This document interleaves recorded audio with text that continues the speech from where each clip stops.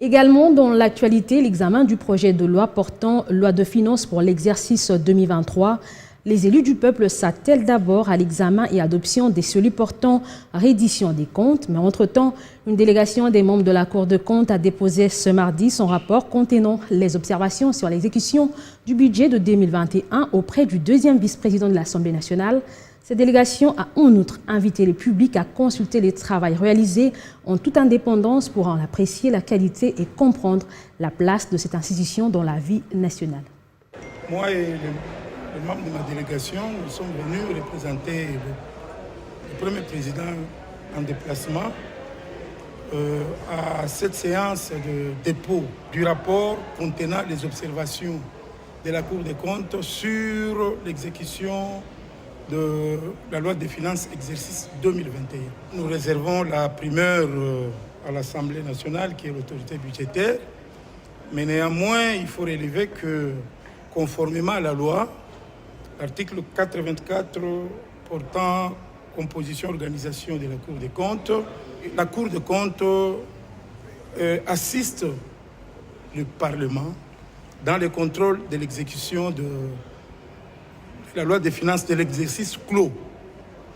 À cet effet, la Cour soumet à l'Assemblée nationale les rapports contenant les observations de la loi des finances de l'exercice clos. Nous nous sommes livrés à cet exercice durant cette année. Nous avons examiné la loi portant reddition des comptes. La Cour a fait des observations qui sont contenues dans les rapports que nous sommes venus déposer à ce jour à l'Assemblée nationale. Je crois que le rapport sera mis à la disposition du public. C'est là où vous allez comprendre que la Cour fait son travail sans aucune interférence. C'est un document officiel, il sera mis sur la place publique. Vous allez juger vous-même si la Cour fait le travail avec complaisance ou en toute indépendance. Vous le verrez. Et ici, de relever ici que la Cour joue un rôle important dans ces pays. La session de septembre, c'est une session essentiellement budgétaire.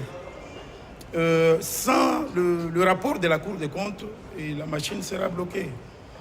Pour qu'on examine les projets de loi pour l'exercice 2023, il faut d'abord que le projet de loi sur la reddition des comptes soit adopté par l'Assemblée nationale.